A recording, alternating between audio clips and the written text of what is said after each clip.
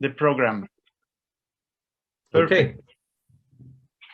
So, welcome with a little delay to the online seminar for the International Humboldt Day, Biomes and Biochoria, Making Sense of Biogeographic Units, hosted by International Biogeography Society and by Serban Proches from South Africa and Andrés Moreira-Muñoz from Chile.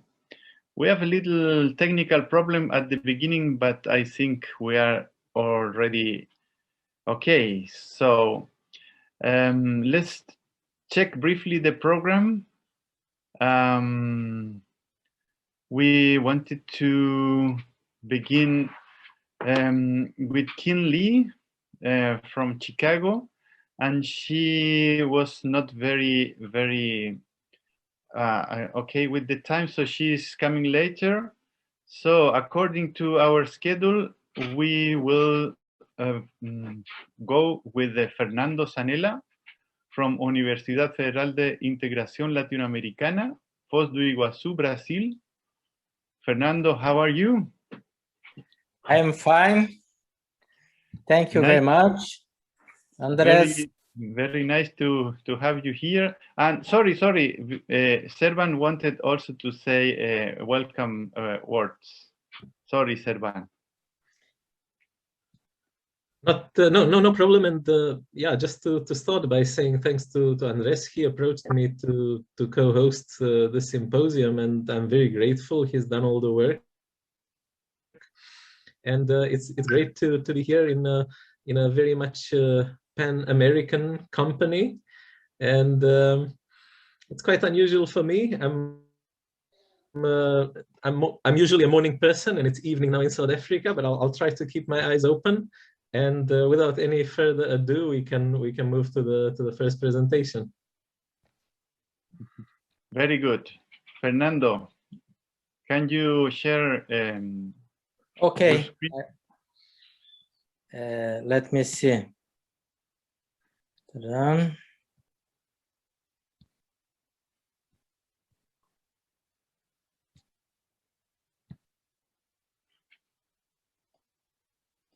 We will do 15 minutes presentation, and for having some time for questions and discussion. Is that okay?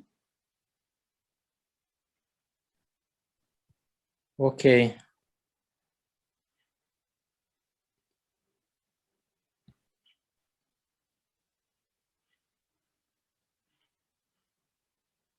It's okay, the presentation. I don't know.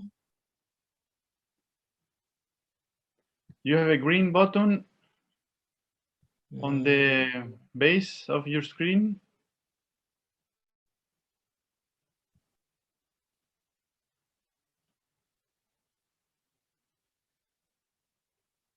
Oops. We lost Fernando. I think that was the wrong button. It was the red one. Oh, very bad. Oh, today is not the day. Might be too late. He's back. Okay, I'm back now.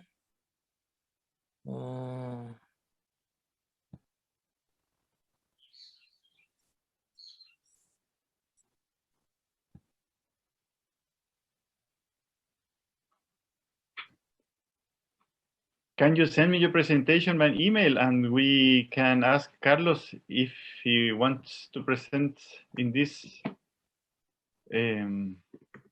block? It seems that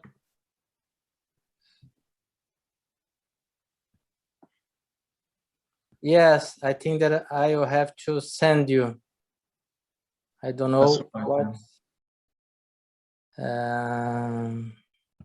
Here. Sorry. While we organize on the email, shall I ask Carlos to present his work? Yeah, I'm happy to do it if, yeah.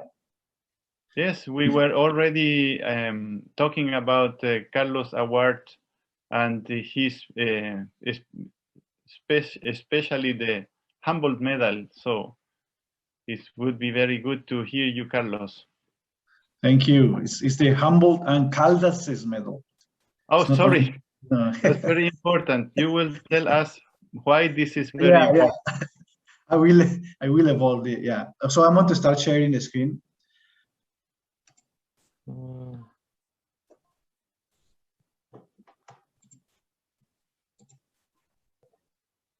Yes, great. Okay. 15. I have 22 slides, I think. I will try to be brief. Thank you very much for the invitation, Andres.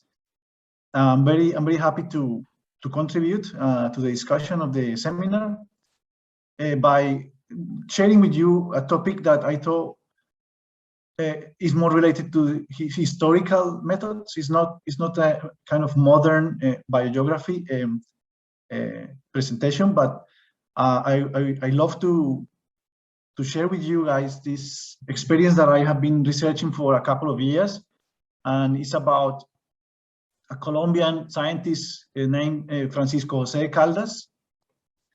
He existed at the time that Humboldt came to South America. So I thought that would be a good topic fit for the seminar. And hopefully you guys enjoy the talk. So the aim is, the message that I would like to contribute is to show you a couple of examples of historical classifications in this biogeographical region known as the Northern Andes.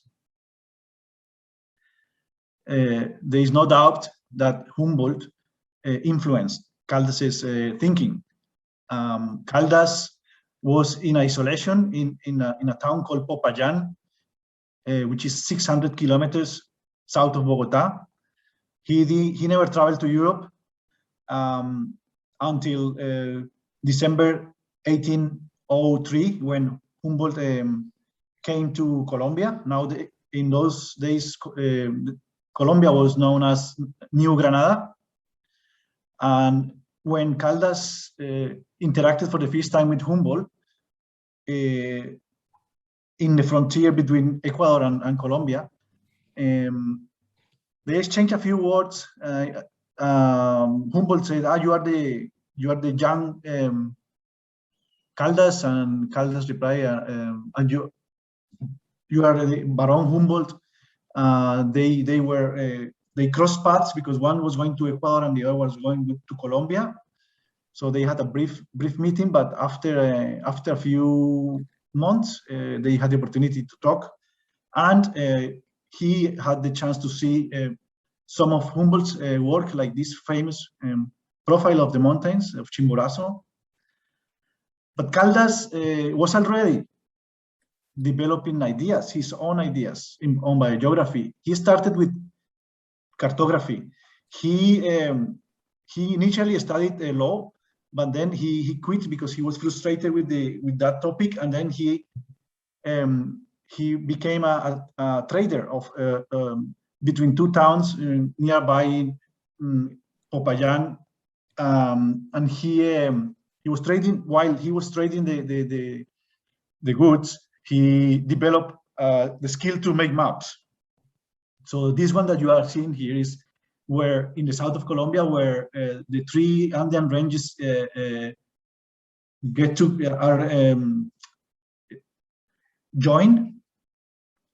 This is the Magdalena River, the upper catch of the Magdalena River. This map, Humboldt saw this map when he met up with Caldas, and he used it as a guide for his trips, and he was very impressed with the quality and the level of detail of the maps that Caldas did.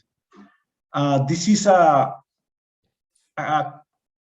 Humboldt commented specifically about Caldas' skills on astronomy. In this newspaper, he says that is very impressive that this young American has such good skills in astronomy in isolation, and he built his own instruments and measurements. Caldas also developed skills on meteorology. He uses the local volcano, which is called Volcán Puracé in Popayán, my hometown, and he developed a technique to measure the elevation based on the temperature of boiling water. So as far as you move 100 meters upwards in the mountains, every time he boiled water and he measured the temperature, and then he developed an equation to measure the elevation. He did all it by himself in isolation before meeting Humboldt. He was also, when he met Humboldt, he spent 4 weeks in a hacienda called El Chillo in Ecuador, in the south of Ecuador, near Quito. He spent 4 weeks with Humboldt and Bonpland. And this is the time when he was introduced to taxonomy by Bonpland. And he started to develop at this point more skills, because the diversity of plants here in Colombia is very high, and you can see different species everywhere, especially across the Andes. So when you go up and down the mountains, you notice the difference in vegetation very quickly. So he explored and he started to develop botanical skills. At that point, when he learned some basic skills on botany, and he already knew cartography, and he developed the skills in astronomy, which helped him to calculate latitude and longitude. He started to make trips between Bogotá and Quito. So the latitudinal distance or geographic distance between Bogotá and Quito is about 1,000 kilometers. So the ideas about developing his own plant geography theories started to begin in 1876, 1803, about that time. So there is this records of papers that shows that he was developing his own ideas in Santa Fe, Bogotá. I did some research about the principles of plant geography that Caldas was proposing, and he was extremely advanced. When Humboldt came to New Granada, he realized that this criollo Colombian was already very advanced in the knowledge of plant geography. So there is this ongoing discussion on who developed the plant geography in this part of the tropics, and I discussed that in the paper. My conclusion was that each of them developed their own ideas and made specific contributions. That was my conclusion in this paper. I show different examples of Caldas's profiles of the mountains that he was developing at that time, like this one, for example, in Ecuador, the Imbabura volcano. He was extremely detailed. So he took measurements and distribution of plants, the upper distribution, the lower distributions, the pressure, the elevation, the latitude and the longitude. And with all that information in different mountain ranges, he started to develop his own ideas about plant geography. This is quite interesting because I call it the early Google Earth, the Google Earth of the time. If you notice, he put grids on the map, and that is a huge advancement in geography. So he started to think like grids. So he's already spatializing information. He puts the topography, he put the grids, he put the latitude, the longitude, and so forth. So he's already developing the interesting basic biogeographic concepts, and specifically testing with plants. So he traveled from Quito to Loja, which is in Ecuador, as you can see in these pictures, and he developed very elegant profiles of the Andes. This is what you can see here. Each of those plates is from north in Quito to the south of Quito, which is Loja, is the further south of Ecuador. This is a more detailed picture of one of the profiles, which is in the paper I discussed, and I was amazed with the artistic influence of Caldas on the development of plant geography. And this is not only him, this is obviously a work that he developed with Mutis, who was the director of the botanical expedition of New Granada. He was directing this atlas, so he managed to capture amazing details on the distribution in elevation and in latitude of different plants, and in this case, crops. So this is the paper that I was awarded, this Humboldt and Caldas' medal last night. What happened is, after the first paper I wrote, I thought, well, I would like to show an example of an application of the principles of plant geography that Caldas developed. So I thought, well, why don't we recreate the transect from Bogota to Quito using Caldas' maps. So I took the old maps. I went to Madrid and to the archives in Madrid, and found the oldest map, I would say the first map in the neotropics about crops distribution.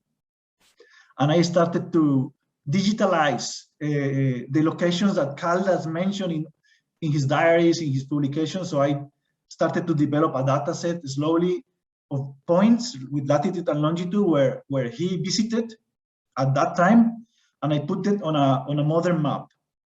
So for each crop, so I analyzed 8 crops that you can see there in the taxon list.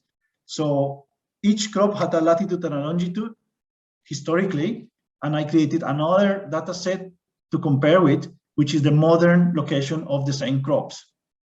And then I analyzed those. I compared those two historical time spans. Following this map, this is just one of the sections of the map. You can see he made this in 1803. Essentially, it says here that this is a work that I developed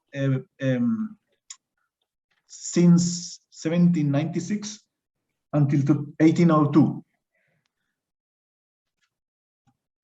And this is how it looks. The top picture is just a digital elevation model with the dots showing the route that Caldas did at that time, in the colonial times. And the map at the bottom is his map. So you can see Quito on the right-hand side and Bogota on the left-hand side.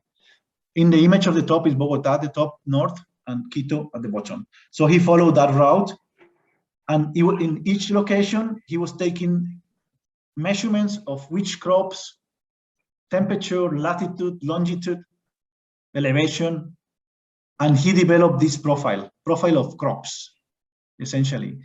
And what I did was to recreate this profile into modern, in a modern comparison. So what we found was really interesting. For example, there was a change in the 224 years of difference of the two data sets that we compare, the colonial period in comparison to the contemporary period. We can see that in elevation, all the crops have changed since then. So that was like the first approach of analysis, looking at the maximum and minimum elevations for each crop. You can clearly see how there are differences between the two periods. And the next step was to analyze the elevational range. So the maximum minus the minimum elevation. So we plotted that and look at each crop, how the range, elevational range of each crop change, comparing those two periods. And yes, the results that we found, it was indeed all of them had significant changes in elevation and range. In general, we found 740.1 meters of elevation and range change for all crops. For each crop in separate, we found different elevational range changes. Not all of them had the same, have been affected by humans or deforestation or agriculture in the same way. Each of them have different patterns, as you can see in this plot. Depending on the crop, it changed differently. So, and this is quite interesting because we are talking about 224 years of history of humans' influence. So this is something related to the topic of the seminar. I think I read something that how latitude and latitude and longitude and elevation, how is it changing across? In this case, it would be not a biome, but it would be a biogeographic, the Northern Andes. But the interesting thing was that here we demonstrated for the first time how these crops have been changing in that period of time. And most likely, the reason of these changes are because of humans' influence. So what happened is the opening pasture process in the Andes, it creates deforestation, more crops come, new crops come, and the cities are usually higher than 1,000 meters above the sea level, because the Spanish put the cities there because it was cooler. So, and from there, it started the expansion of development and agriculture and pastures and so forth. So that creates all these, that's what we believe is the cause of these patterns. We did not analyze those causes because that wasn't the point, the main aim of the paper. But we just demonstrated that there has been changes of elevation and range in 224 years for these 8 crops. And we also observed that in the latitudinal gradient, we also found that there was an effect. There was some sort of effect as you move south. So when the mountains go higher in Ecuador, the latitude has an effect on the distribution of the crops. That was also quite an interesting finding. And that's all we analyzed. Let's say that to conclude, the take-home messages are that Humboldt did influence Caldas's thinking, but Caldas made his own contribution, his own ideas in isolation. And just now, after 250 years, as I wanted to prove by these studies, is that I want the scientific community to give credit to Caldas. And I think I am working on that still, and it hasn't been fully investigated. There are more documents, there are more possibilities to investigate, but at the moment with those 2 examples, I believe he did a significant contribution to biogeography, specifically plant geography, and he was also one of the founders of tropical climatology. Humboldt was the founder of macro climatology, let's say that, or macroecology. But Caldas, because he never traveled, he never went out of Colombia and Ecuador, so he was able to focus on that geographic scale. So he developed extremely detailed studies on the geography, on the plants, and so forth. So that's more or less the conclusion of the talk, and I hope you enjoy this Caldas's and if you never heard about him, I hope you now have that name in your brain. Thank you. That's all. Thank you, Carlos. It couldn't have been a better presentation for the initial of this symposium. Thank you very much, and for sure it's very interesting that through the Humboldt Day we can know much more about Caldas. That's very right. Yeah.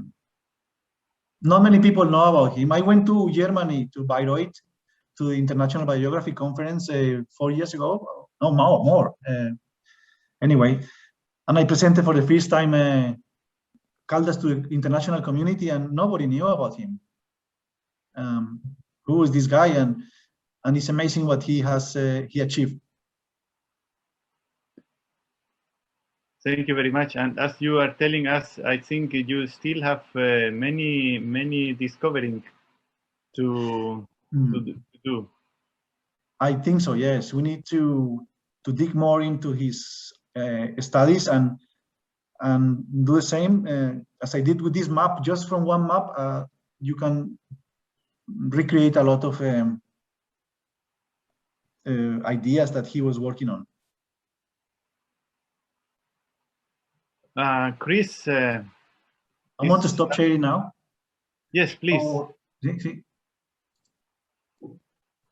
Chris wants to know if the materials for this presentation will be available, and as you know, Chris, the paper was already published and is getting an award even. I can put it in the chat here if you want a PDF. Yes, please. Yep. Thank you. Okay, let's go with the presentation by Fernando. Is that okay?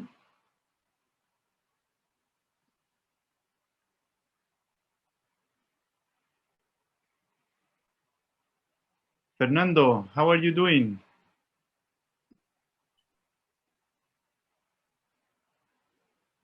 We are watching your presentation, Fernando.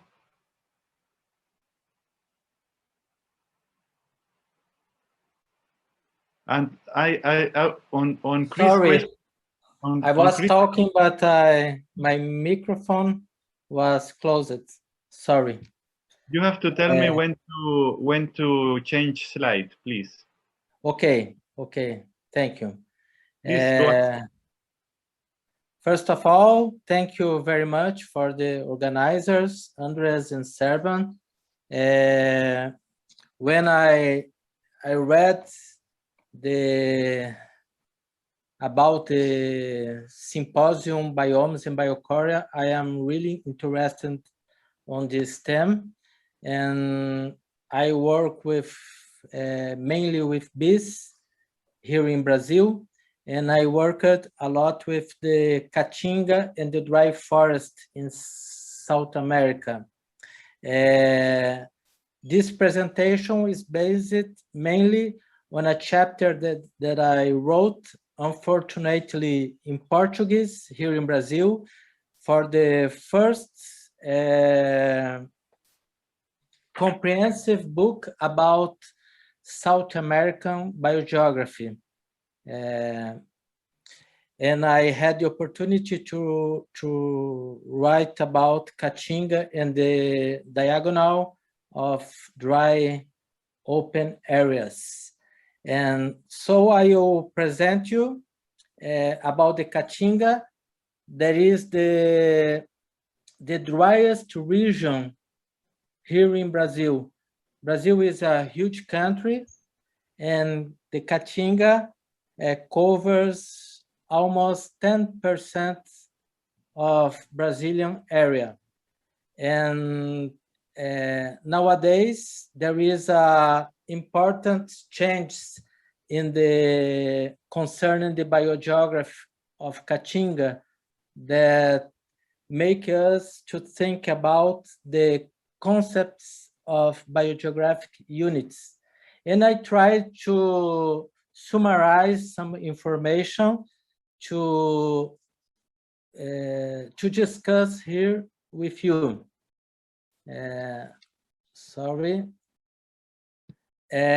So at first, I decided to present you just an anecdotal information that a friend from Germany told me that here in Brazil, we use the term bioma, as you can see here in the figure, in the map in the left, the term bioma. Here in this figure are the official biomas as we understand here in Brazil. And in the right figures is the Olson et al. Biomes biogeographic scheme. And you can see that here in Brazil, you consider Amazonia as a biome and Atlantic forest as another biome. But this is strange because that means that here in Brazil, at least in the government, and we use these terms as we consider another criteria to separate Amazonia and Atlantic forests as distinct biomes. As you can see in the Olson scheme, these areas constitute only one biome. The next, only the Andrés. Yes, the biome tropical and subtropical moist broadleaf forests. The next. Well, the problem of biogeographic units is part of the biogeographic regionalization, in which we can think about two main ways to deal with it.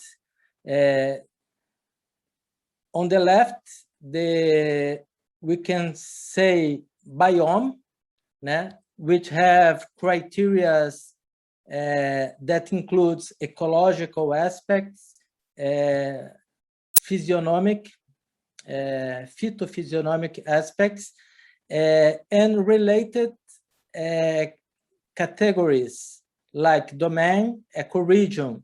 And on the right, the Biochoria with related categories, kingdom, region, subregion, province, and districts. So, which is much more related to the composition of fauna and flora of the regions. And here you have a map, the next, the same map. Yeah, okay, and here you have the Caatinga in northeastern Brazil. This map is from a Brazilian geographer, Absaber, and it's also stressed the neighbor regions, neighbor to Caatinga. And so Caatinga is a tropical semi-arid region and a deciduous xeric vegetation. Here you can see pictures of the same site, the same place in the Caatinga, in which you can see the strong seasonality of vegetation and the deciduous aspect of vegetation during the dry season. The next. Wow, the Caatinga is a region not only important for Brazil by its size, its area, and also by its culture. So I bring to you the the front page of the book called Os Sertões. In English, there is a traduction, Backlands. The Backlands, I don't know if you have already read. And the other is an old film, O Cangaceiro, that is another character in the Caatinga. So the Caatinga is strongly connected to the Brazilian culture. The next.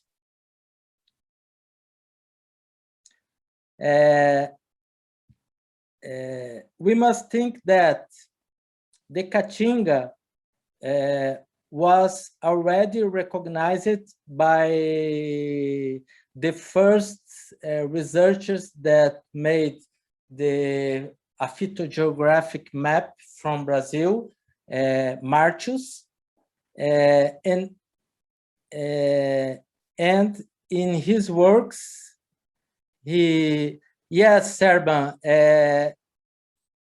Vargas Llosa, La Guerra del Fin del Mundo, was written based on this book, Os Sertões de Euclides da Cunha, but is a different text. It's not the original text from the Euclides da Cunha, but so Martius defined Caatinga as Hamadríades or Silva Estu Afila, which means forest,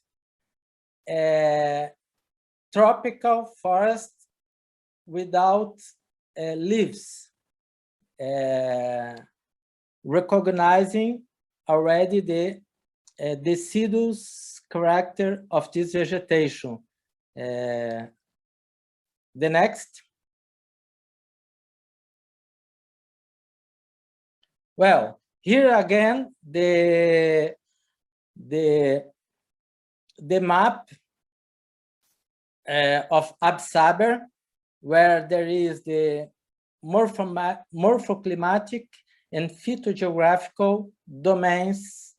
This map made by Absaber, an important biogeographer here in Brazil.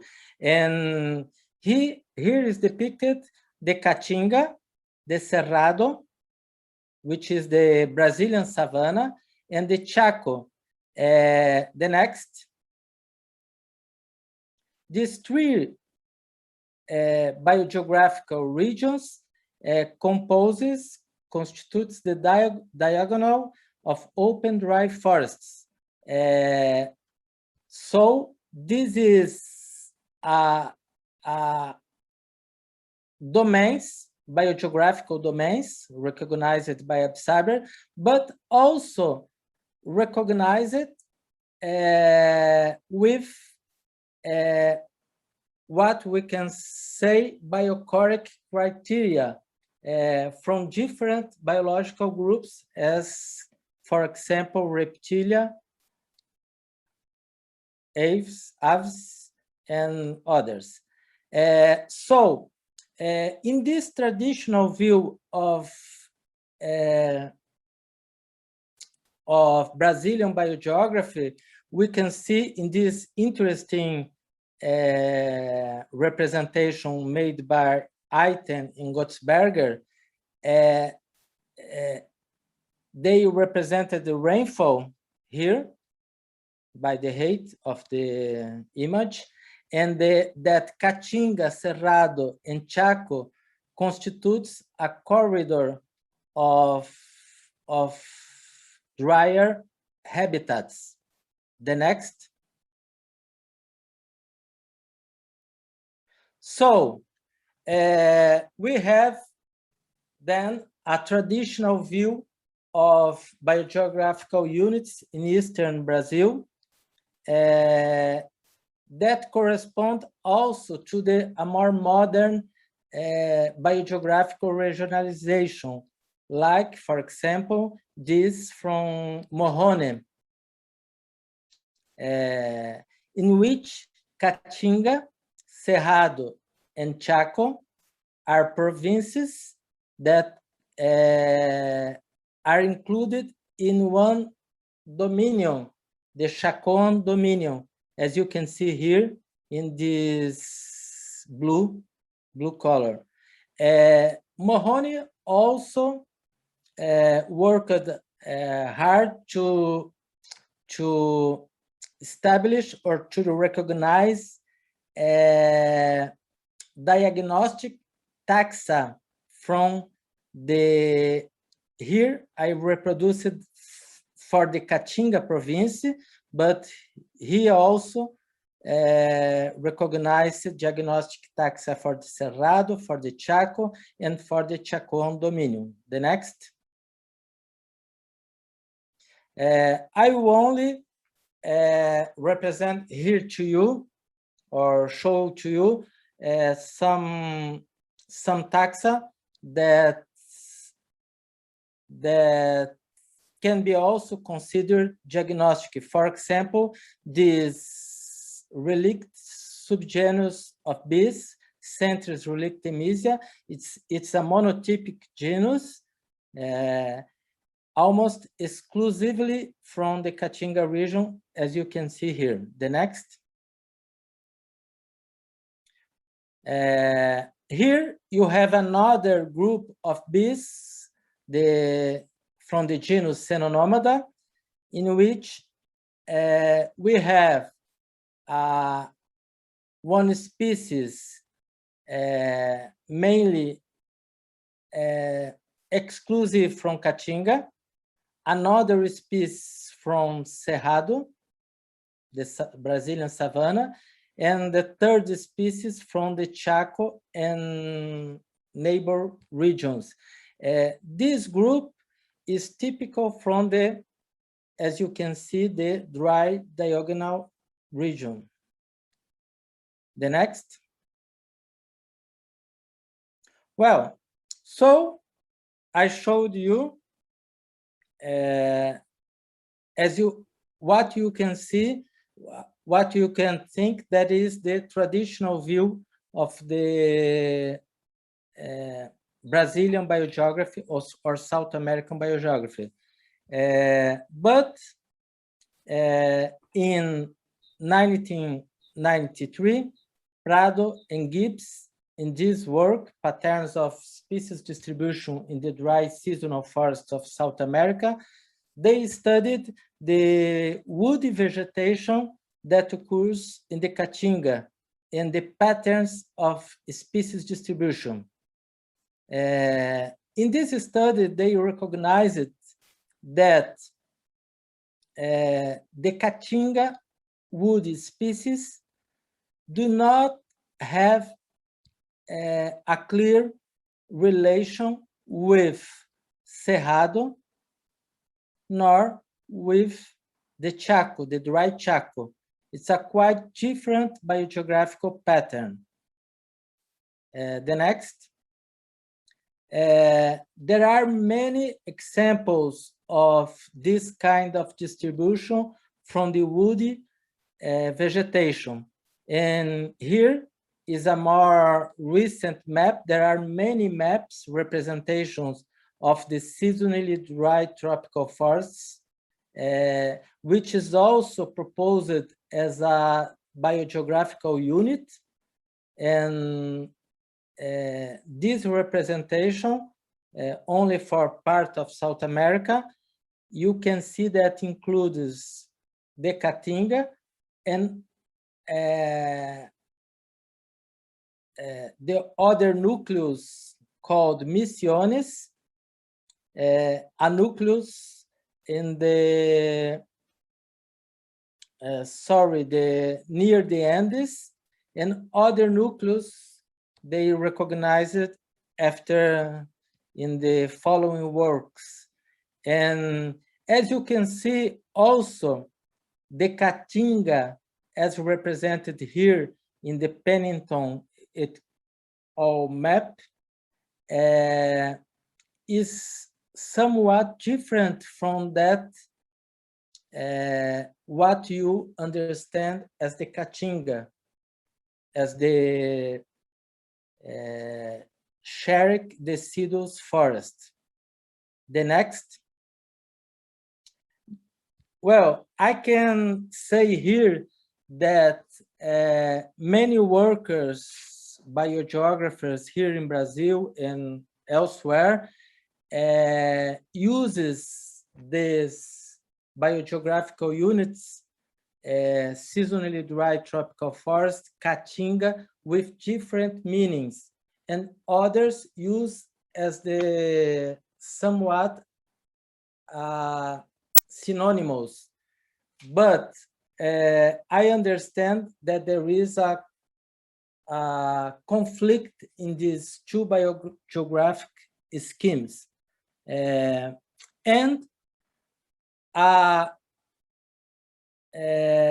we can think about a possible reconciliation, even if you think only on biochoric criteria, thinking about the composition of fauna and flora in each region. First, we must assume that different biological groups can have different histories, even when occupying the same area. For example, in this case, the caatinga. The next. Now, thinking about the example I showed to you, wood plants from the caatinga possibly present a different biogeographical history as compared to many insects, for example, bees, as I showed, adapted to open vegetation. That is what I can understand from the works presented previously. The next. And we can also remember one observation made by the next. This one work of Henderson, which titled Biogeography Without Area. And he says something like what I show here, the objective of historical biogeography or biogeography must be the history of taxa, not the history of areas. And Henderson, in this work, he challenged the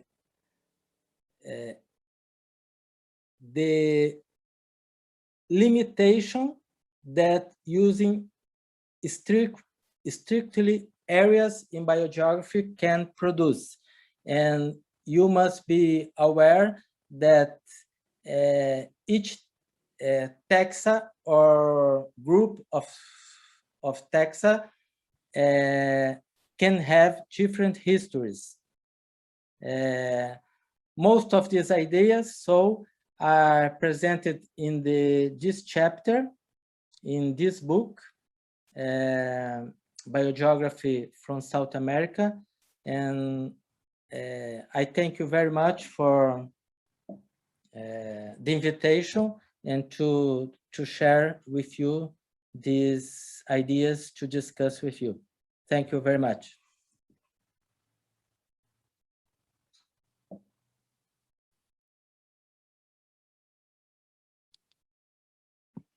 Thank you very much, Fernando. Very interesting. Okay, thank you. How this concept of bioregions and biomes continue over the time and have been refreshed by Moroni and others, and very good, very good.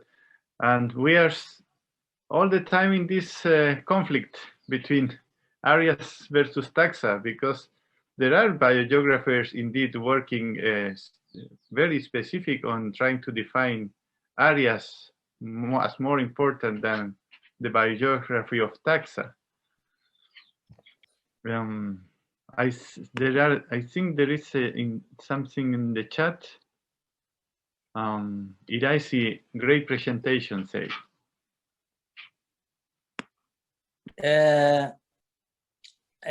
When I saw the theme of the symposium you proposed, I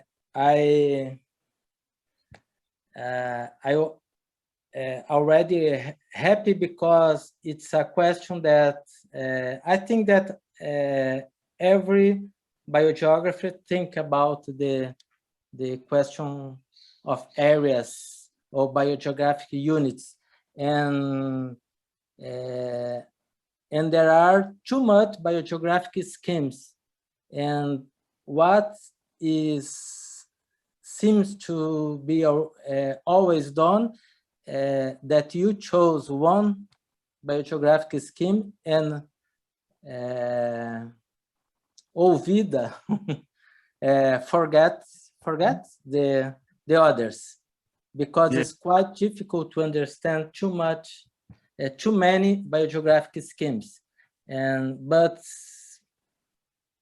sometimes I think that there will have to be some kind of history of biogeographic schemes, because in a deeper understanding of the difference from them.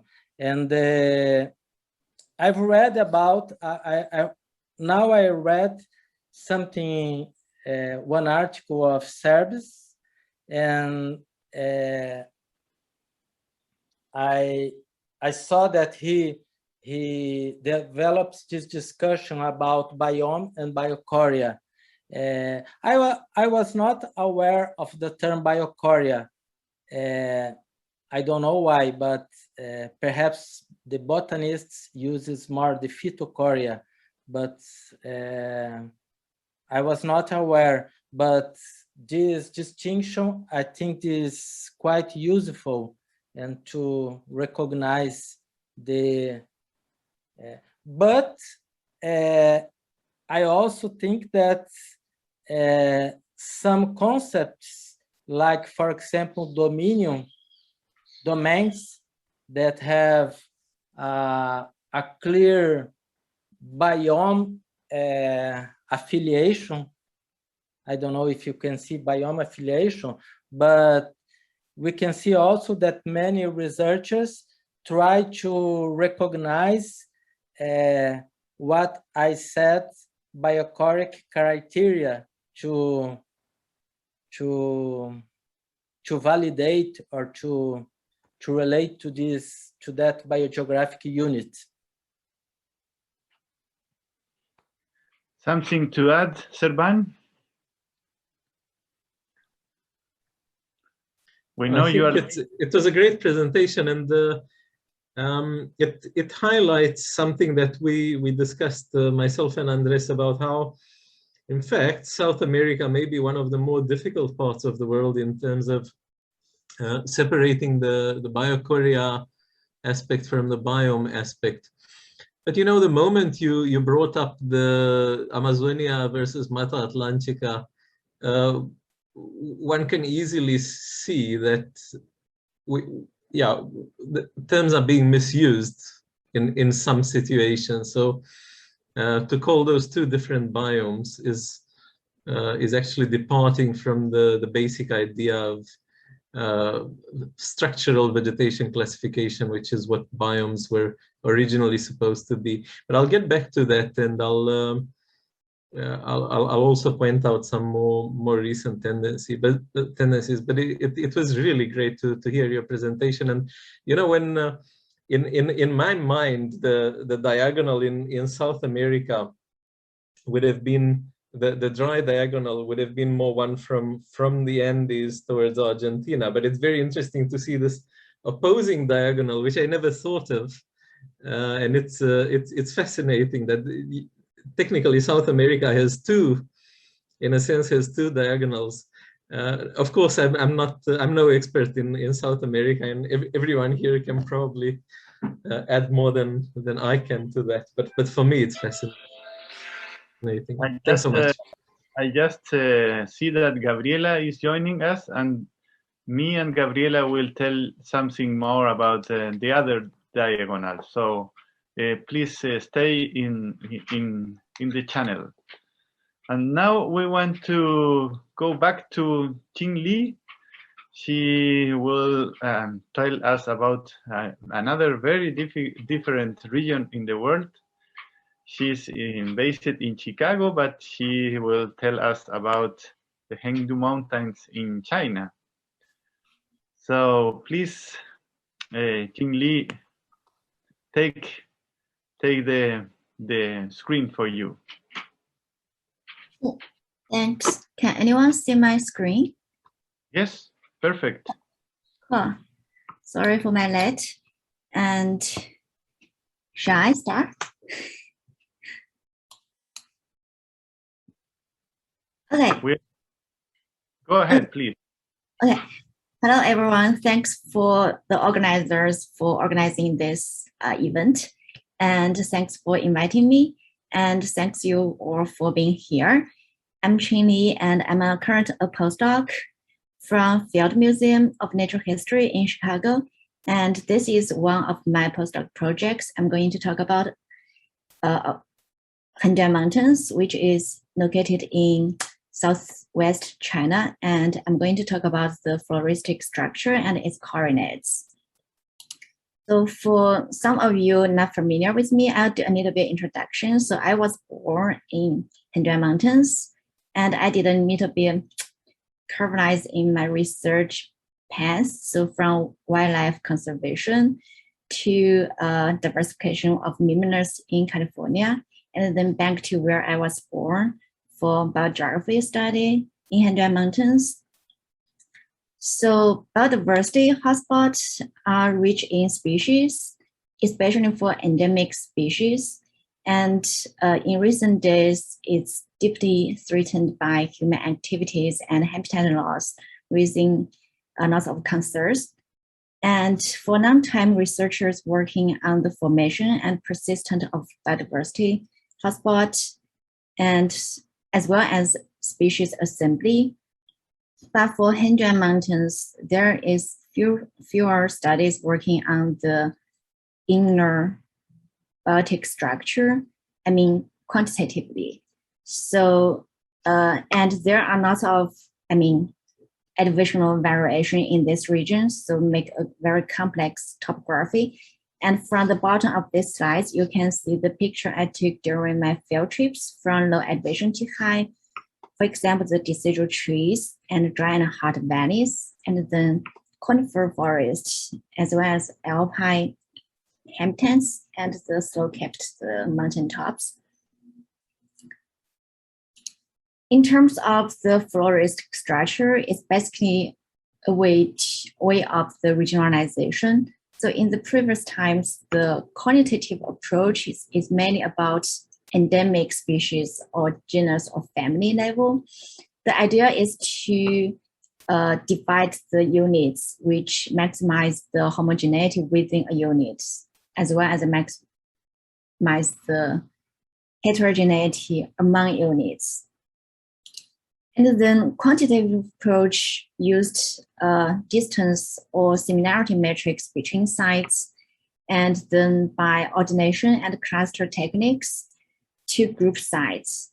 So either way, there is a fundamental assumption is about the sites, the geographic sites, they belong and only belong to one unit. Therefore, they form the abstract or absolute boundaries between units.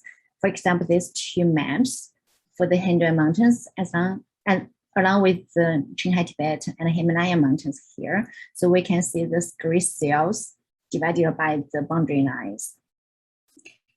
But the thing is like for the continent environments, so the species assembly change might not be abstract as the boundary lines. It might be gradual based on the fundamental environment gradients.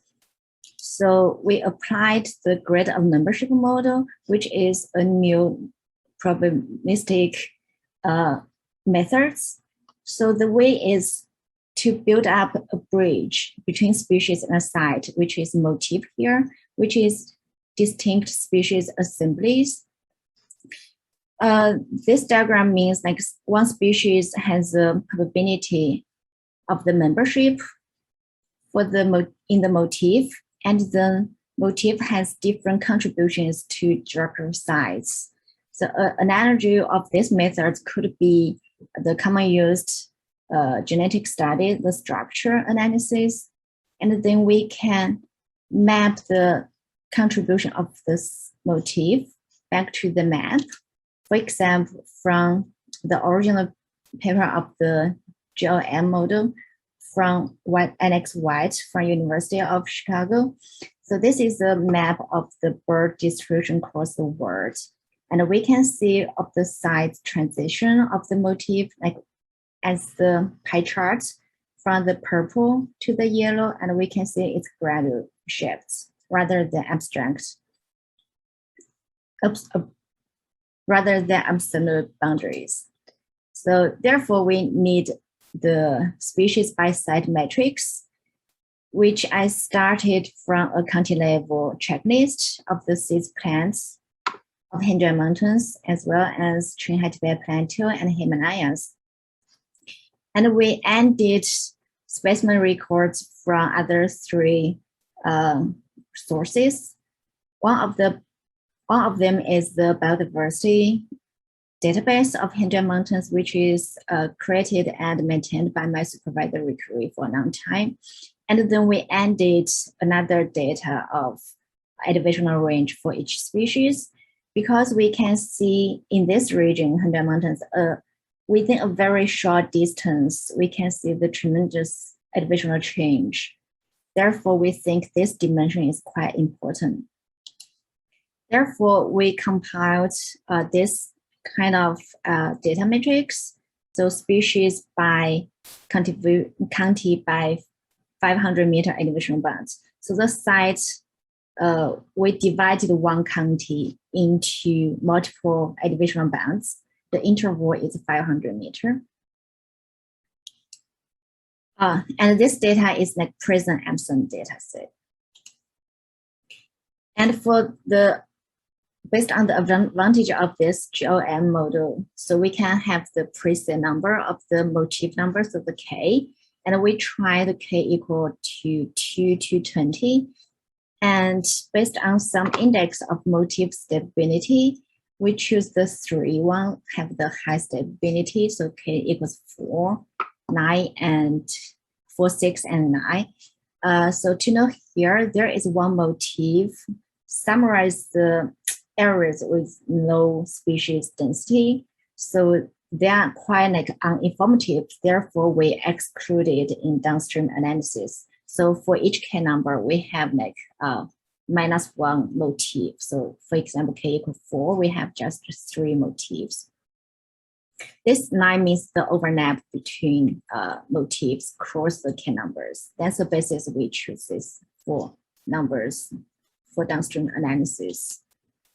So the first pattern emerged from this analysis is the latitudinal turnover. So when K equals 4, we can see a clear turnover along this north-south latitudinal gradient. And here we plot motif back to the map based on its contribution. So the darker color means high contribution of that motif.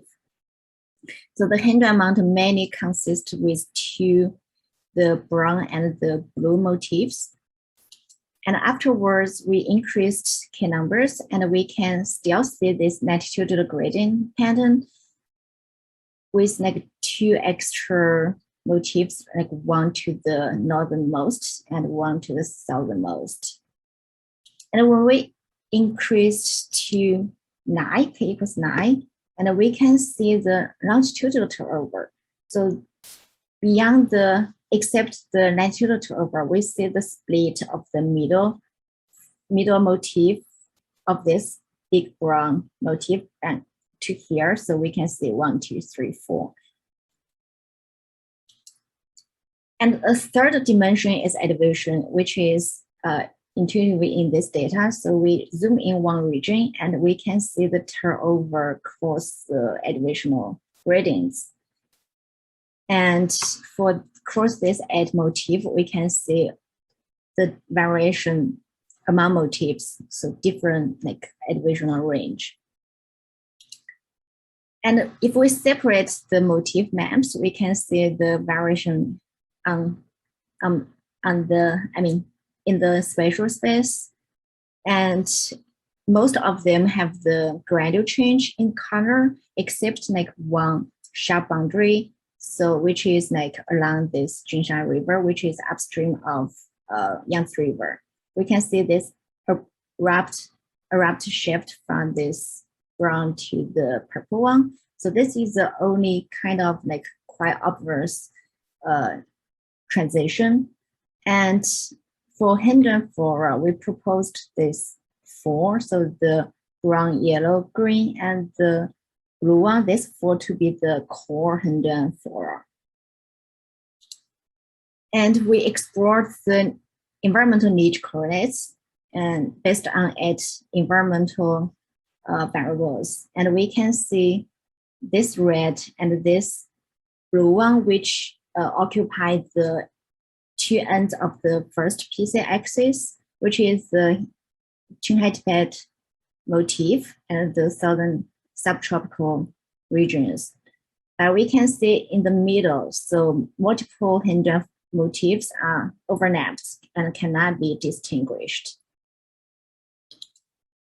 Furthermore, so we can focus on the southern one, we can see the subtropical region. So this motif, the northern edge kind of perfect match the winter freezing line.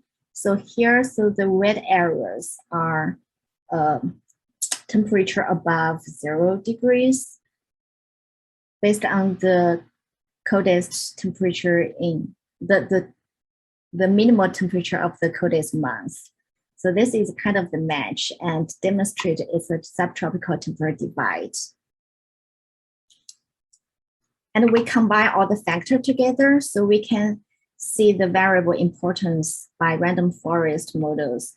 So from k equal to 4 to k equal to 9 and separately for the Hindu, just for Hindu floras, we can see the decreasing importance for the latitudes as well as the increasing importance for longitudes. And among these 5 variables, we can see elevation, the effect of elevation always keep the intermediate level, so which is another very important axis to expand the motif distribution in Hengjian area.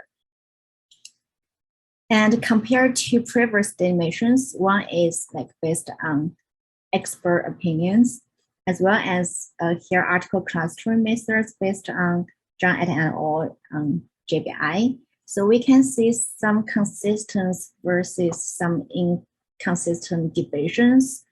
So here, the Hengjian flora kind of including extra place in Qinghai Tibet mountains and included the subtropical region.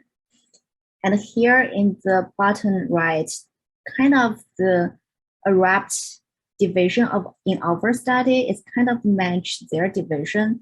So this kind of see there is some consistency inside of the data itself, as well as our methods can reveal the gradual transition, which is another advantage of this model.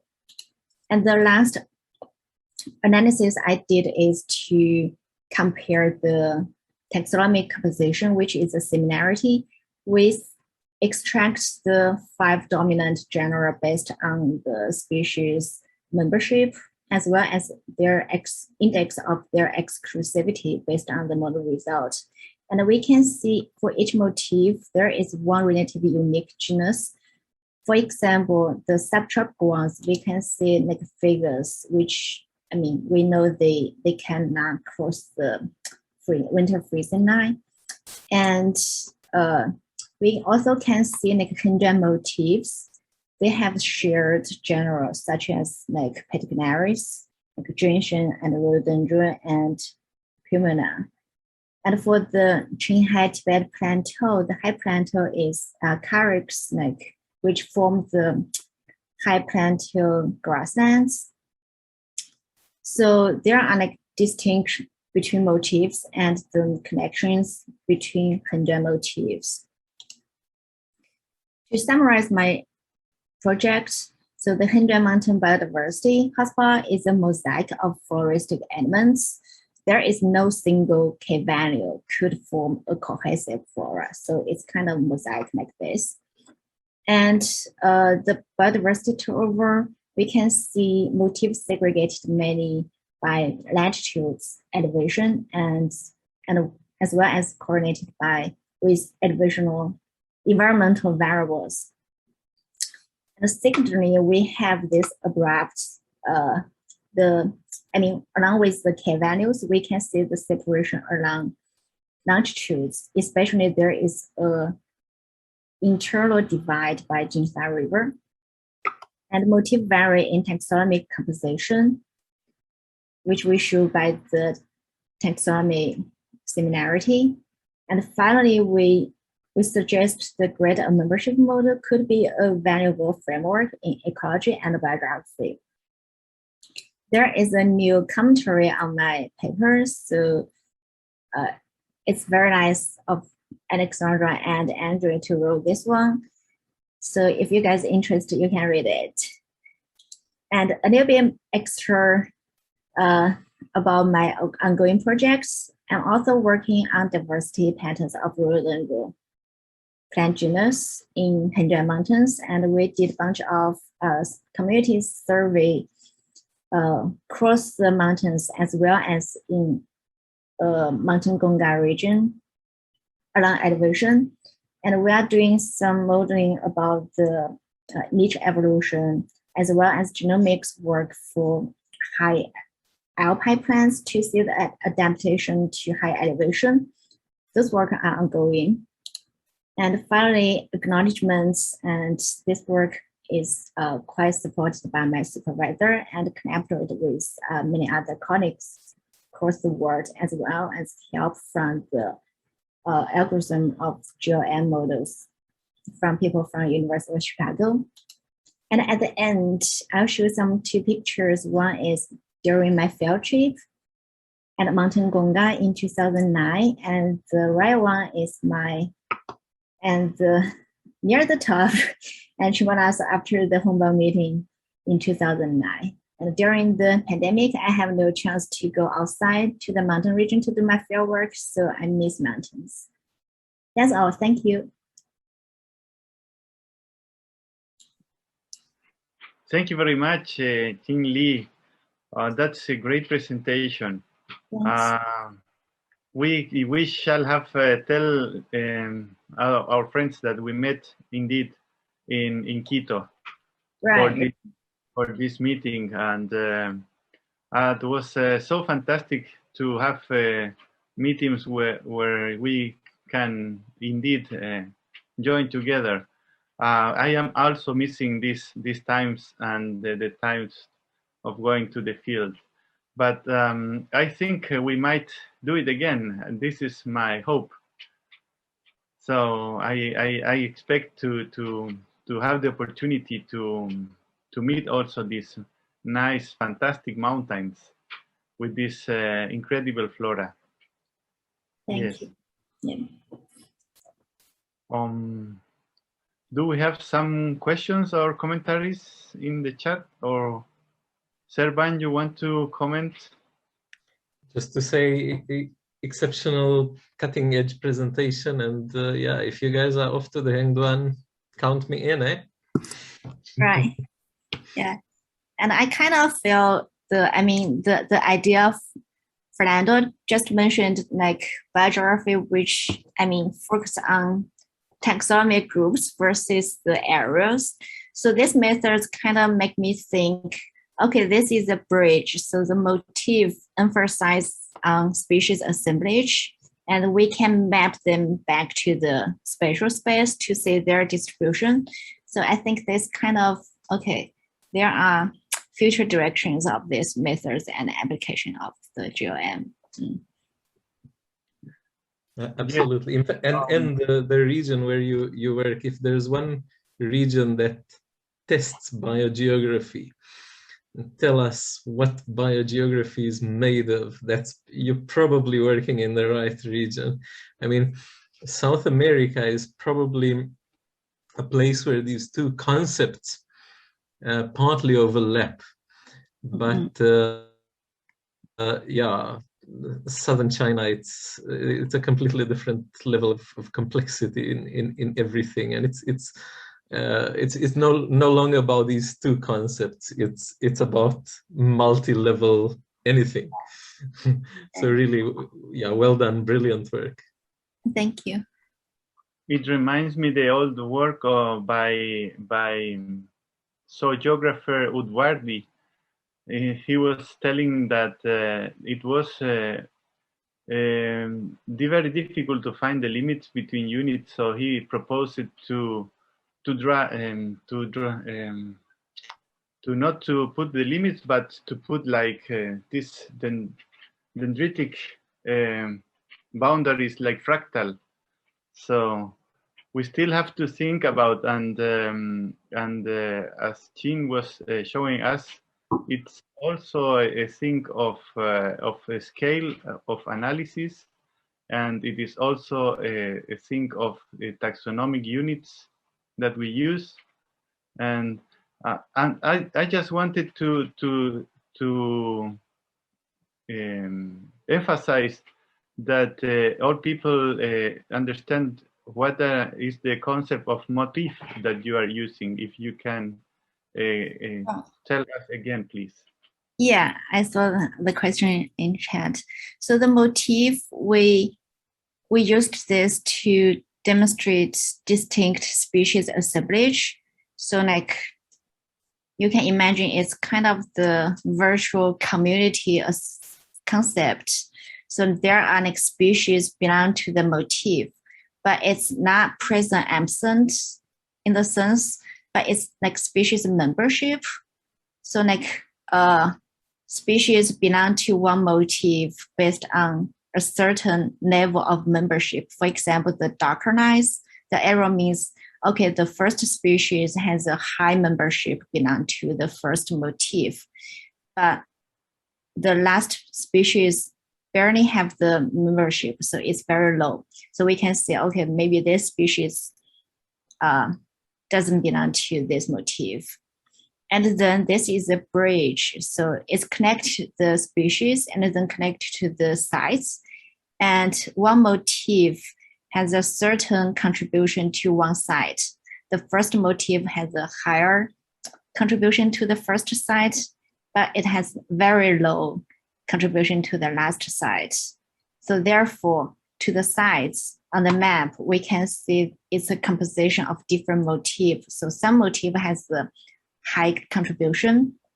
For example, for this pie chart, the purple motif is a dominant motif, but to the right end, so the yellow motif is a dominant motif for this site. So it's all about probabilities. It's a continuous spectrum rather than yes or no. So that's kind of the difference between these methods versus the original, previous assumptions like one site belong to one unit and only belong to that units.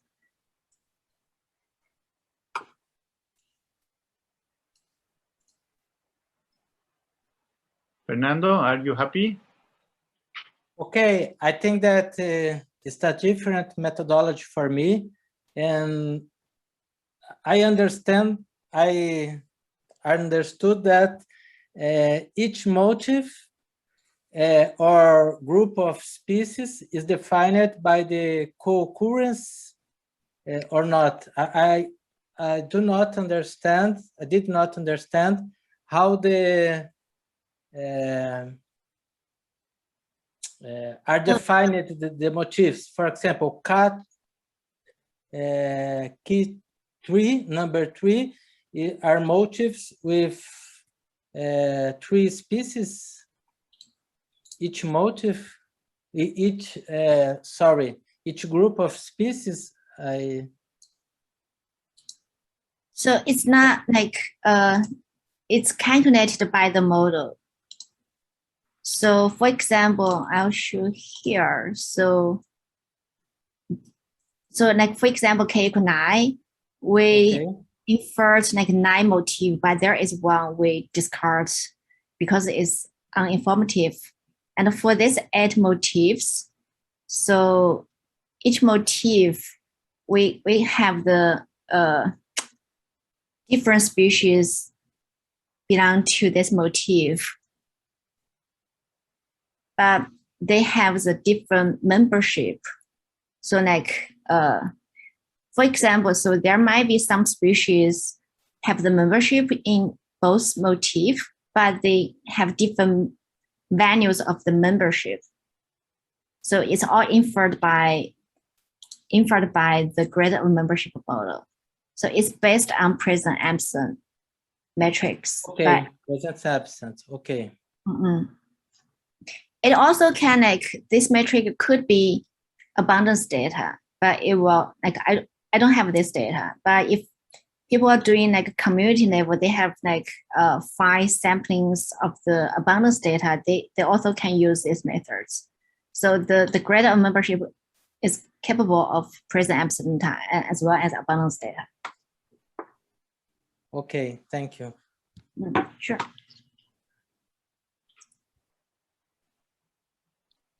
Axel is asking how to decide the number of key.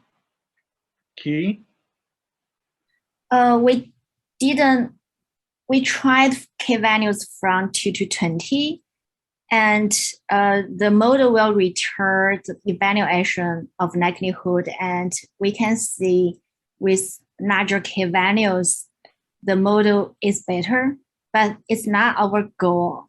So our goal is to have the balance between the K numbers versus the ability to interpret the results. So if there are very high value of K and the motifs number we plot mapped on in the space, which will make it difficult to interpret the results.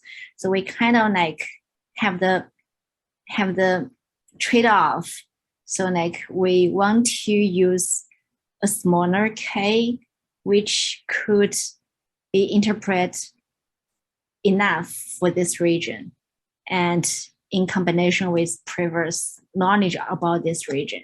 So that's kind of our first thought about the final choice of K. Great. And what about cell size? Ask the last question by Mabel. Right. This is a good question, because in this work, the size we input from this model is not the regular, the square grid size on the map, because it's the county by elevation. So the county might be irregular shape, and the county by elevation bands will be maybe not continuous in space as well. So it's kind of virtual sites. So it's not the real sites, but it's kind of, we made it. So county by elevation bands. But afterwards, after we have the results, we plot back on the map. This map, is based on the digital elevation map, DM. So they are grid cells. So we just assign, okay, so these grids belong to this site. So we set the value to this site. So that's kind of so when mapping, there are probably multiple cells belong to the same sites. I have to say that. But in the GOM model itself, the sites are irregular, not the normal grid cells as we did before. Okay, thank you very much. I think Next time we have to do the field work and the workshop, so we can learn more deeper about this method. This would be 2 challenges for this group.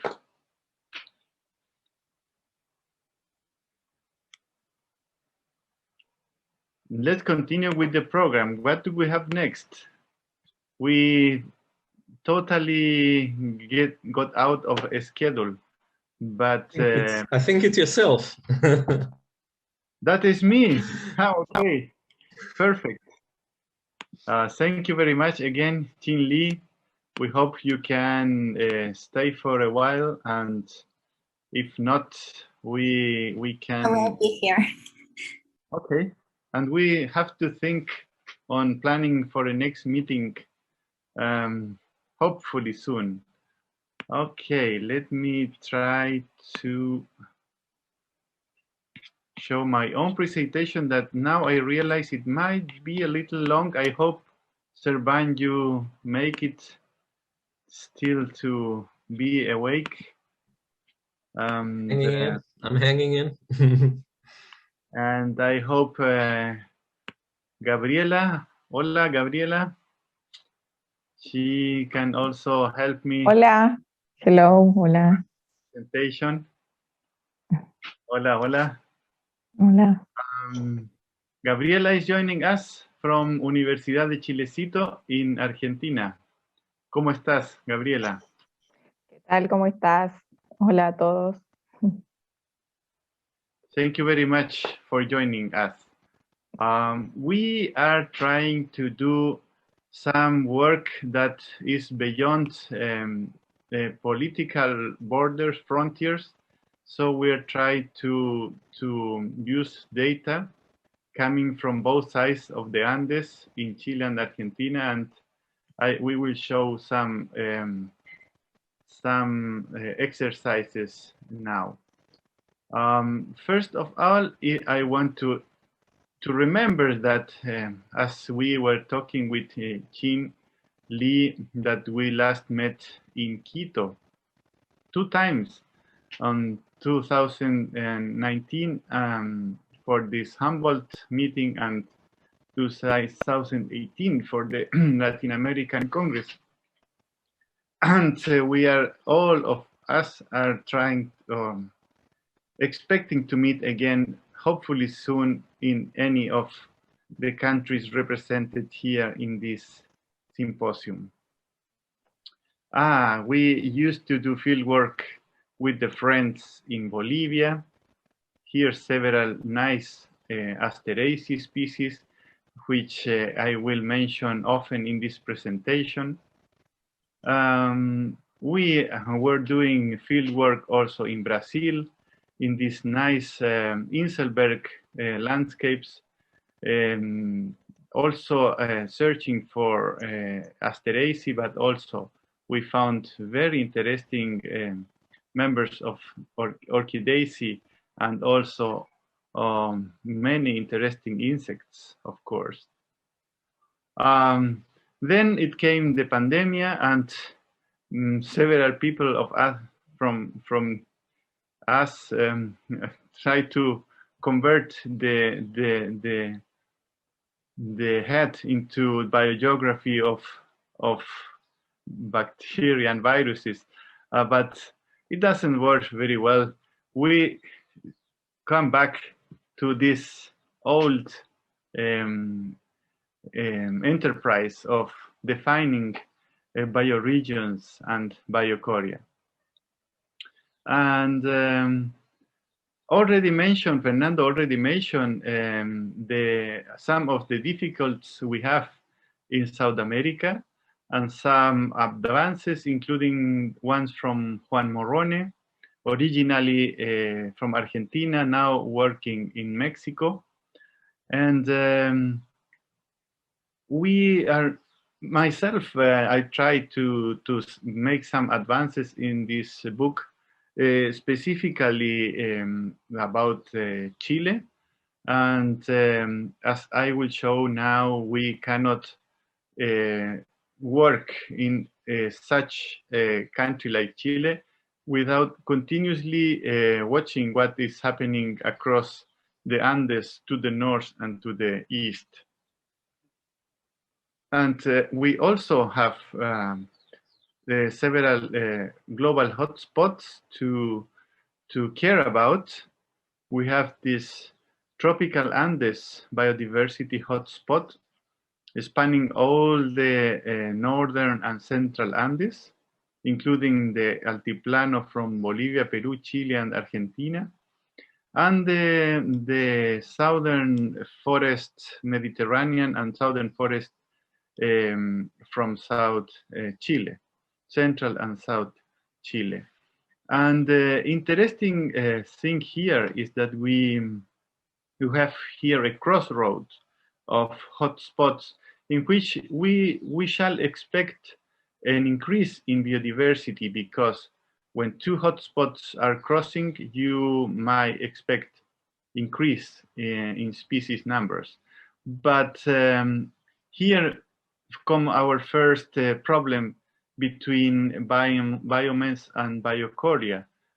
We can do this nice division, but we find that this is a very, very dry environment. So the species composition gets very, very low.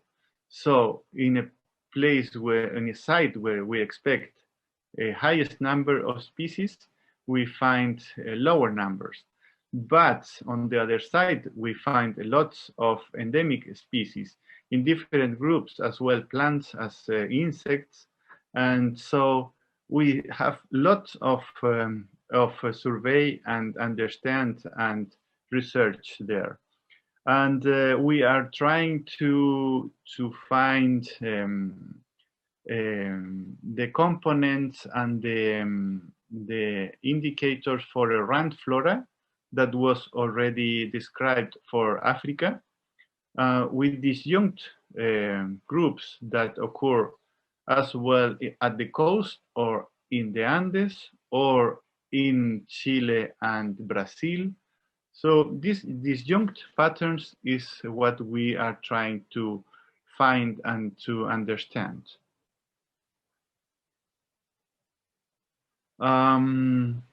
So are there some components to describe a rand flora, a flora of limits with patterns of endemism and with disjunctions? It's interesting to try to recover biotic interactions also, because there are several patterns that are in plants as well as in insects, for example. Is there also a dynamic of this botanical landscape? For example, we can have very different scenario in one dry year and one humid year. And so we are trying also to find hotspots for conservation biogeography, or micro hotspots, in which number of species increase. Our methods of working are, as usual, monograph revision is very, very long work, herbaria, taxonomic revision, field work. That's, as I was telling you, it was the much fun, and these last years it doesn't occur too often. Systematic work, phylogenetic, biogeographic analysis, remote sensing also, including phytosociology, and much computer time consuming, and much time writing papers and rewriting rejected papers, and like all of you shall be in the same situation. Nice thing is coming from the field with lots of plants to study, and most of our records are going to the National Museum. And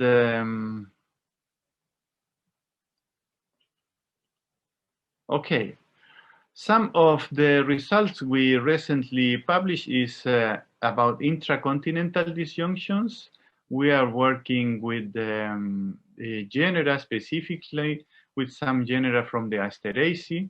And here we have a very nice north-south disjunction. Is like, if you see my arrow here, can you tell me? I'm moving my mouse. Yes, we can see it. Okay, thank you. Yes, okay. Here we have this divide. We have the dry diagonal that Fernando was telling us here. We have the other dry diagonal here from Atacama to Patagonia in this direction. And we can say we have here like three different concentration of species, one in the northern Andes, one in the southern Andes, and one in the Atlantic forest from Brazil. But this is the diagonal where no species occur. And if we put it on the phylogeny, we recover indeed, as here in red at the base of the phylogeny, we get a clade in which the Brazilian species derive earlier than the rest Andean species here in blue.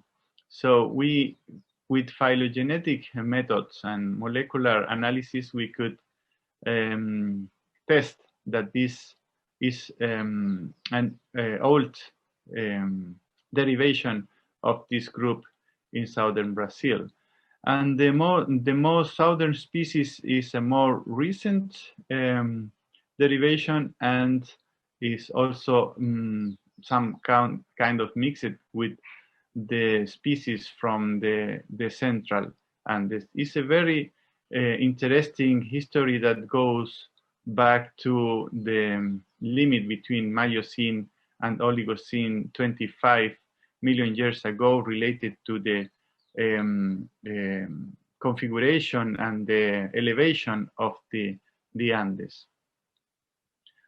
Here's some of the species to show the flower morphology and the different colors. Now we are working on the relationship to pollinators, specifically to hummingbirds. And interesting, the concentration of species has to do with the more recent radiation in central Chile here. But if we do the weighted endemism, we also get a very good spot here in the northern Andes in Ecuador. So we can speak about two relative recent radiations as well in the southern Andes as in the northern Andes as different radiations. We are working with other genera from the Asteraceae, and the problem is that we couldn't find good recent revisions and monographs, so we have to take 3 or 4 years to do this revision. I was lucky to have a very good collaboration group with Vicky Funk, famous botanist from Smithsonian, and Joel Calvo, a Spaniard botanist, and we were doing this work together along all the Andes. And for several groups like Chenophyllum also, we could define better the taxonomy of the groups, so we can afterwards work on the biogeography, and we are still working on this. We are taking several genera in which as models for biogeographical analysis. For example, as oxalis that we just presented in the Jornadas Argentinas de Botánica last week. And here we use also spatial distribution modeling for several species shared between Argentina and Chile. And For calceolaria species, this very, very nice and diverse group, we are working with Gabriela. And I don't know, Gabriela, if you want to explain a little about the method NDM, VNDM. Okay. We work with a program who, I don't know if you know or heard about this. The name of the program is VNDM. The program's subject is to detect congruent distributions about the species.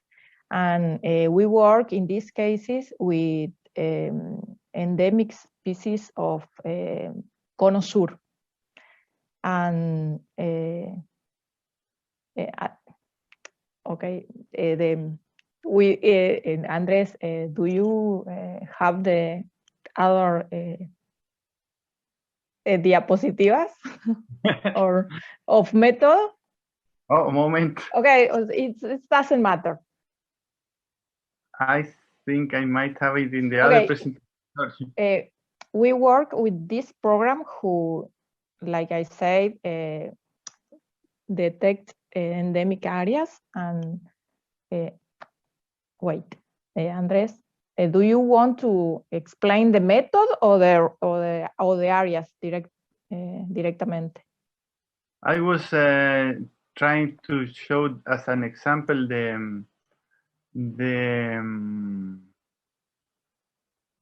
okay. The results, but I can put the okay, it doesn't matter. We work and we prove the methods with different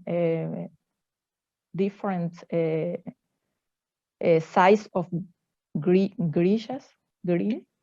and we detect. Okay.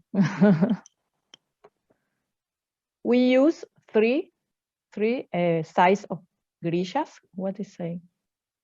Grishas. And with grid and different consents to detect these areas. Next. Yes, and we obtain six areas most important in this area that we analyzed. And next. Okay, this is the 6 areas with the text, and like Andrés was saying, we detect a principal or an important area with high species and endemic areas who that's next.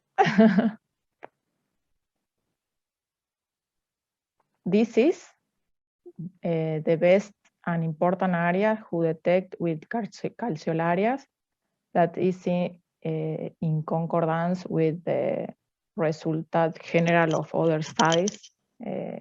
This is an important area and hotspot with endemics. The other, and this is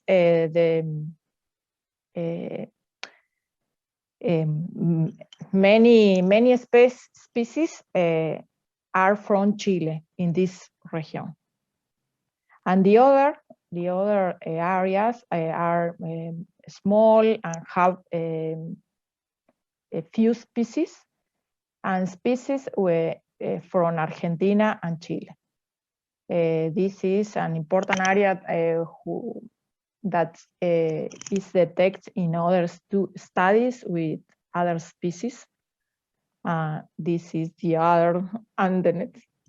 This is an important areas too. Detect in many studies with other species, and here and it's other area who we that is in concordance with Stepa Patagonia, detect in classical classification.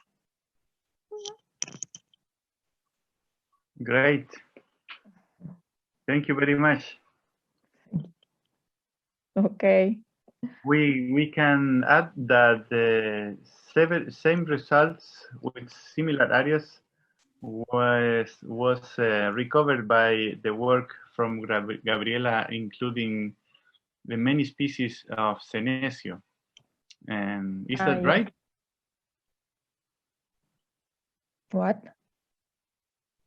That you found similar areas with the species from Senecio? Yes, yes, yes. We detect similar areas with Senecio. In Senecio, we focalized the study in these Andean mountains, that because it's a very interesting region with many endemic species with have present restrict distribution, and yes, in Senecio we detect similar areas, and in the other study, not focalizing in this region, more in the arid region, but detect two similar areas. Okay, thank you. Thank you very much, Gabriela. We are Oh. trying to go further and to make this a publication, and we are working on this. And I continue telling something about other groups that we will also like to research, like species, genera that also occur in Chile, Argentina, and Brazil, like Alstroemeria. And for this, we only have data from Chile for the moment, but at least we can see where they concentrate the species richness, mostly in central Chile, as like central Chile acts like a sandwich between temperate biome and more tropical biome. And yes, around in and around Atacama, we have been doing some specific mapping for richness, and when we go to the field, we also complete our databases with cryptic species like this Solanum species that was 128 years lost, and we published last year. And we are also working with the colleagues from Argentina in species of Solanaceae from the high altiplano here in the limit between Chile, Argentina, and Bolivia, like this Lycium humile. And we are trying to do this geographical synopsis of the whole Solanaceae for this southern cone, and we get this concentration of species in same area that was Gabriela showing in northwest Argentina, and also a species rich area in northeastern Argentina in the limit to Brazil. And when we plot it for bioregions, we get also the Atacama Desert Coast as an outstanding area for species richness because of the presence of this group. It is the Nolana genus.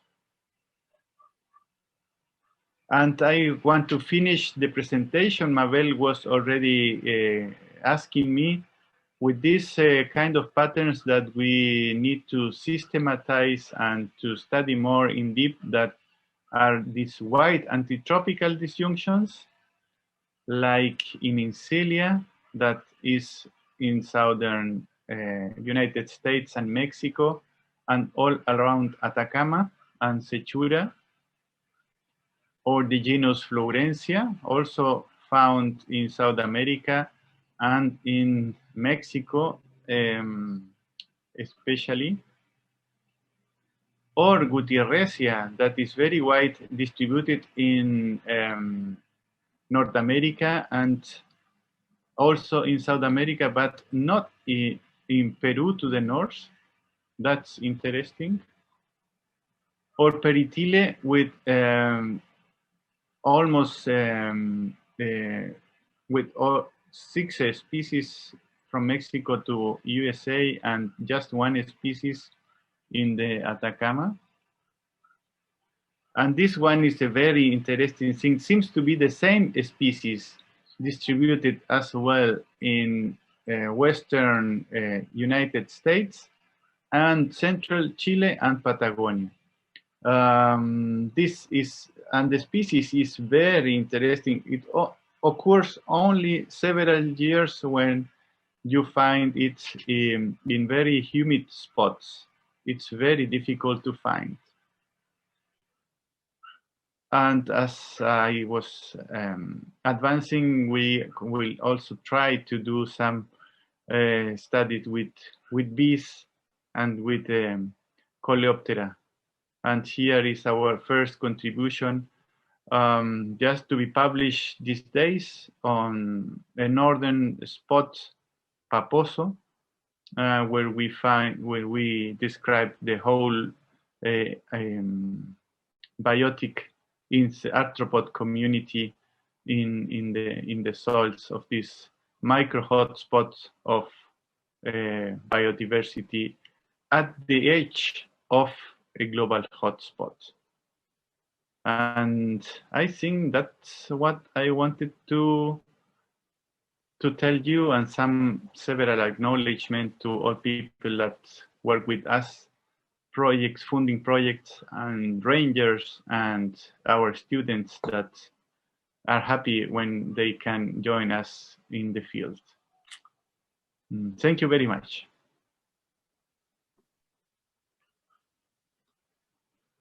I hope you are still there because I don't see anything. Yes, I see you again. Thank you, Gabriela. Okay, thank you. No, thank you guys, very interesting. And from a South African perspective, all sorts of interesting plant genera that we also have here, like Lycium, for example, in Solanaceae, which is quite diverse in the Cape. And also the whole concept of the disjunctions north-south, which is, of course, far more prevalent in the Americas. But we do have, for example, in the Cape, there's one allium, so the onion genus. There's one species in the Cape, and no one's too sure how it got there. You do get a few such disjunctions, but it's very unusual. So typically on this side, things are quite continuous from the European mountains to the Middle East mountains into Ethiopia and then the East African mountains through the Drakensberg and into the Cape.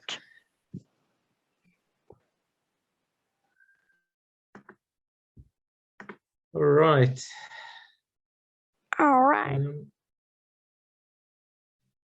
Muy buen trabajo.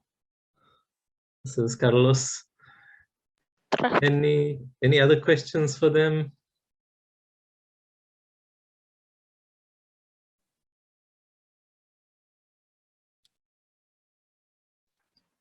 Carlos, ¿querías comentar algo? No, que está muy chévere el trabajo. Wow, what's that? Oh, creo que tenemos una intromisión ahí. Is this a case of Zoom bombing? Claro. Creo que tenemos que sacar a... What happened?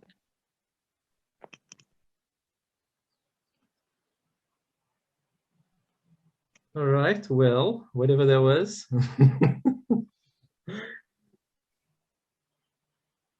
Okay, creo que puse, I sent to waiting room. That's a good plan. I'm glad I made you co-host. You had the presence of mind to do so. All right. Carlos, ¿ibas a comentar algo? No. A ver si tengo suerte ahora, ¿eh? No, nada, que está muy chévere el trabajo de biogeografía de las... Ah, y aquí no. también tenemos otra intromisión. Debe ser un sabotaje. Es muy bueno nuestro seminario. Claro. Sorry, this is Karen. I shared the settings on Facebook and Twitter because people were having trouble connecting. And so if you want to make me a co-host, I will start kicking people out. All right, I shall do so. And then in the meantime, you may want to change your settings to just co-hosts can share their screen. Okay. Oh, I wouldn't know where to go for that. If you make me a co-host, I can try. I did it. You should be a co-host now. Thanks.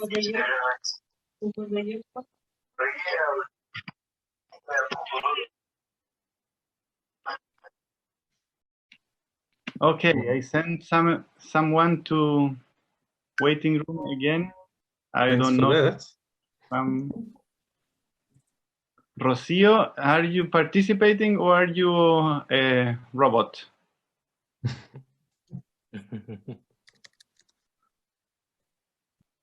Rocio. Okay, she didn't.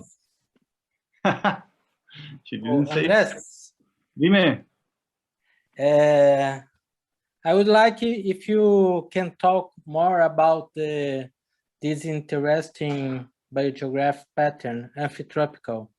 I studied a group of bees that included the Centris mixta, and this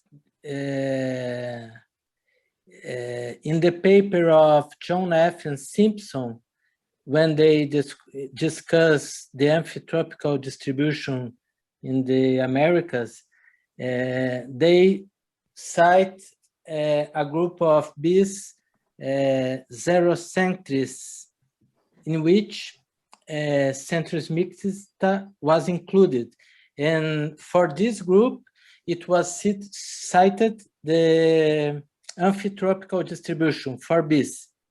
But when I revised the group, I realized that the forest species, I remember, the species from the south are not related to the species of the north, specifically the Xerocentris, and they belong to a small subgenus that is exclusive from the southern South America. And of course that with this kind of distribution, Serban told before that we everyone have to wonder how that these species reached the south or the north, wherever they are in the first. And I remember another example. I don't know if there is in Chile or only in Argentina. There is one, I think that is La Rea.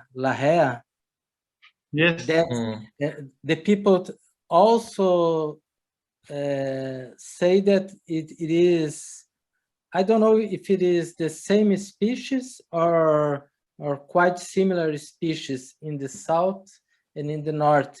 And I would like that you, if you can talk more about each case, the representatives in the north and in the south are, one of them you said that there is the same species, yes? But the others are, there are some, the disjunction are an old disjunction or a recent one, for example? Oh, that's a good question.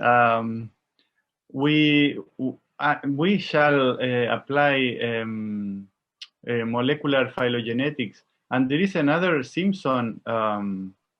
You were mentioned Beryl Simpson. She studied this disjunction on the late 90s, and there is I think a person from the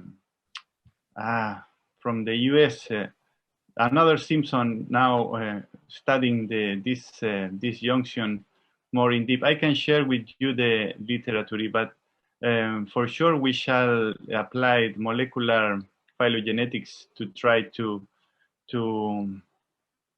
discover these answers. But the problem is that this kind of patterns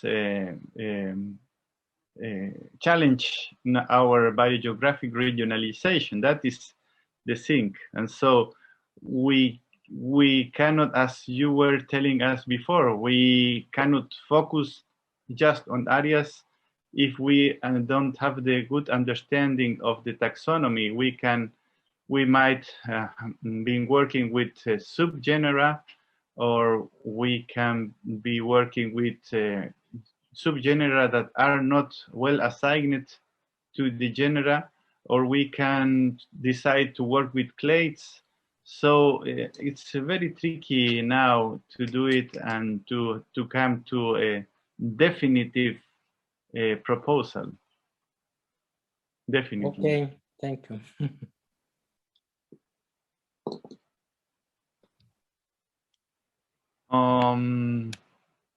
What do you think, Serban? Are you happy to present? Now you are. Yeah, I'll go into my own presentation. One last comment on your presentation. The first time I attempted to do any study on recovering Biochoria analytically, I was looking at bats, and the southern part of South America, clearly clustered with North America. I mean, it's dominated by Vespertilionidae as opposed to the neotropics, which have all these fascinating tropical bats from different groups. And presumably you're going to recover that in many groups of animals and plants. You're gonna actually get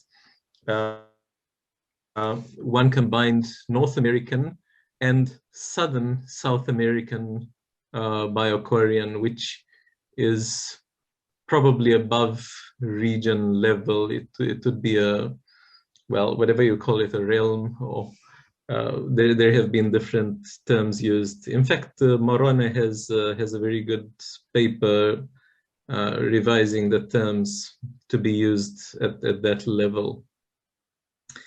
I studied the whole composition of genera in the vascular plants, and I found the pattern joining with New Zealand and Oceania with plants.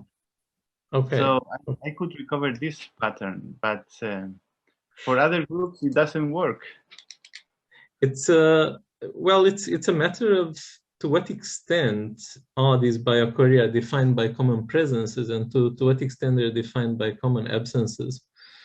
Quite often, if you end up like I did, putting North America and Southern South America together, that has more to do with common absences. When you're finding commonalities with New Zealand, of course, there could be a shared Gondwanan heritage and, let's say, Antarctic heritage, Yeah. Which, of course, the Antarctic is no longer green, but there are two pieces of quasi-Antarctic still remaining, and those would be Southern South America and New Zealand. So that there could be common presences on that basis, but even in that situation, there will still be shared absences, because these are very isolated regions, and there are things that have colonized the entire world, except for Southern South America and New Zealand, Polynesia. And whenever Polynesia is part of it, then one needs to suspect that common absences have more to do with it. If it is just New Zealand and Southern South America, then it could actually be Gondwanan heritage. Those are, of course, the more exciting results. But one has to also relish in recovering common absences, because ultimately you do have a common compositional pattern.